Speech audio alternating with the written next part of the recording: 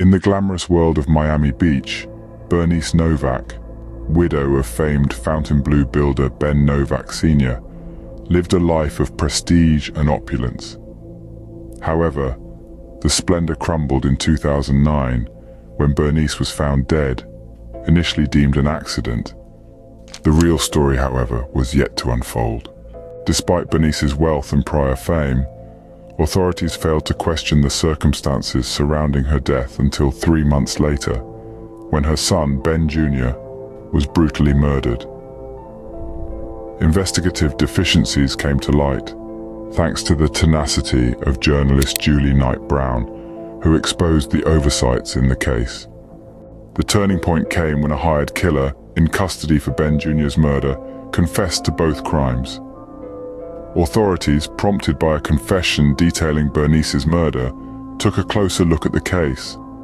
The hired killer implicated Ben's estranged wife, Narcy Novack, and her brother in orchestrating the murders.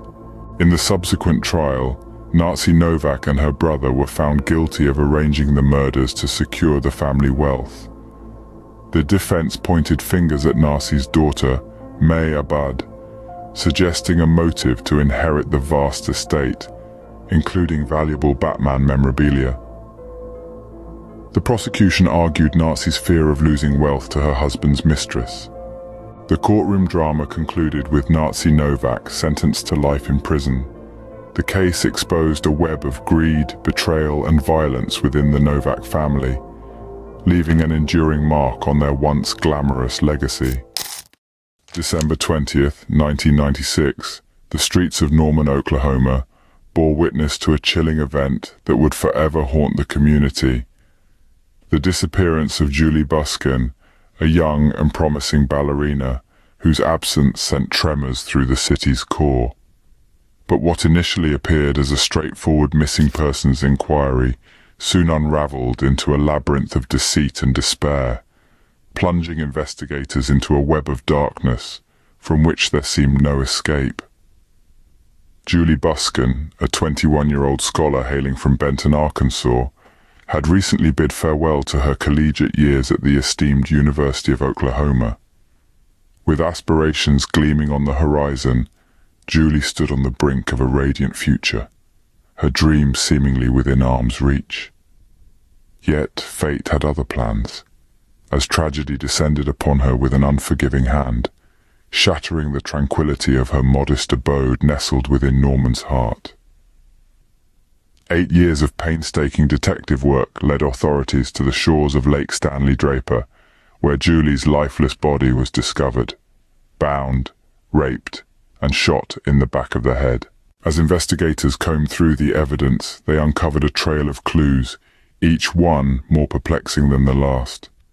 Among the forensic debris, a single pink leotard emerged, a grim reminder of the horrors inflicted upon Julie Busken.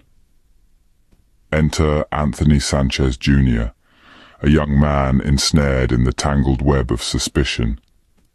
Charged with Julie's murder, Sanchez Jr. protested his innocence, claiming he was a pawn in a larger game of deceit. But as the gavel fell, sealing his fate, doubts lingered in the minds of many. Could Anthony Sanchez Jr. truly be guilty, or was he merely a convenient scapegoat for a crime shrouded in darkness? In a stunning revelation, Beatty tells Newsweek that Anthony's own father, Thomas Glenn Sanchez, confessed to the heinous crime before his death. A confession that paints a chilling portrait of a man capable of unspeakable brutality. But the plot thickens as other suspects emerge from the shadows, each casting a shadow of doubt over the proceedings. Could one of these individuals hold the key to unlocking the truth behind Julie Busken's tragic demise? Ballard's investigation raises doubts about the DNA evidence used in the trial, suggesting possible mishandling and manipulation. But will his findings be enough to overturn Sanchez Jr.'s conviction? In the world of forensic science, every clue tells a story.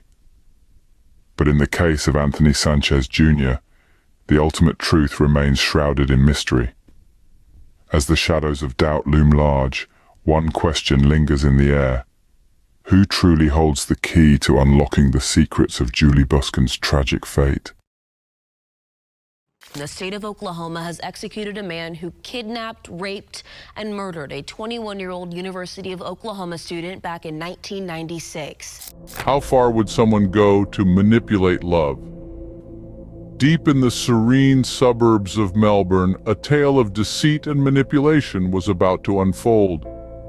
A seemingly innocent picnic between two young churchgoers, Carolynne Watson and Julian Buchwald, would soon spiral into a nightmare they could never have anticipated. Carolynne, a tender 17-year-old, and Julian, a young man of 22, set out for what was supposed to be a peaceful day in the Australian countryside.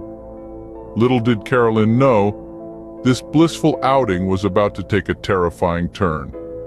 A quick stop to inspect an animal on the road turned into a horrifying ordeal. Carolynne found herself blindfolded, bound, and stripped by a mysterious figure wearing a balaclava. She was then thrown into the trunk of a car. When the vehicle finally came to a stop, Carolynne's blindfold was removed, revealing an even more shocking sight. Julian was beside her, both of them in a state of undress. His story? They had been kidnapped by a satanic cult and left in the wilderness. It was a tale so bizarre it was hard to believe. In the days that followed, the pair wandered through the bushland, their fear and confusion binding them together.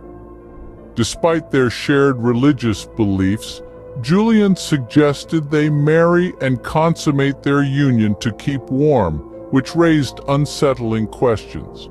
Almost a week later, they were discovered by a farmer, who quickly alerted the police. Julian initially stuck to his satanic cult story, but under the pressure of police scrutiny, his facade began to crumble. A letter found at Carolynne's parents' house, allegedly from the kidnapper and decorated with satanic symbols, led to a shocking revelation. Julian confessed to the police that he had orchestrated the entire event. His motive? A misguided attempt to force Carolynne into marriage, breaking their vow of celibacy. This once romantic picnic became a terrifying memory of deception and manipulation. The tale of Carolynne and Julian is a stark reminder of the depths some might sink to, even within the confines of a relationship built on trust and faith. It's a chilling tale of the lengths someone might go to manipulate love. In the quiet streets of Cobb County, Lynne Turner, a young police officer with dreams ahead, found love with Lynne Turner. However, their marriage would unfold into a tale of deceit, manipulation, and tragic deaths.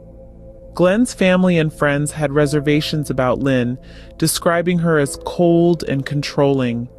Despite concerns, Glenn proceeded with the marriage, naming Lynne as his life insurance beneficiary. The relationship, however, was marred by financial troubles and rumors of Lynne's affairs. As Glenn contemplated leaving Lynne, he fell seriously ill and died under mysterious circumstances. Lynne's suspicious behavior, including a phone call about Glenn's life insurance on the day of the funeral, raised eyebrows. 6 years later, a similar tragedy struck when Lynne's new partner, Randy Thompson, succumbed to a mysterious illness. A former co-worker of Glenn's learned about Lynne's affair with Thompson, prompting Glenn's family to push for a full autopsy. The shocking revelation came to light. Both men had died from antifreeze poisoning, not the flu as initially believed. Lynne Turner was found guilty of poisoning both Glenn and Thompson. The evidence, including oxalate crystals and tissue samples from both bodies, painted a clear picture. Lynne was sentenced to life in prison, leaving a community grappling with the chilling truth behind the deaths of two men who had once trusted her. The courtroom drama concluded with justice served, as Lynne Turner faced the consequences of her sinister actions. The story of Lynne Turner and Randy Thompson serves as a cautionary tale of deception and betrayal, leaving a lasting impact on those who trusted and loved them. Thanks for tuning in. Continue to stay informed about ongoing cases and top stories with law and disorder. Remember to look after yourself and others.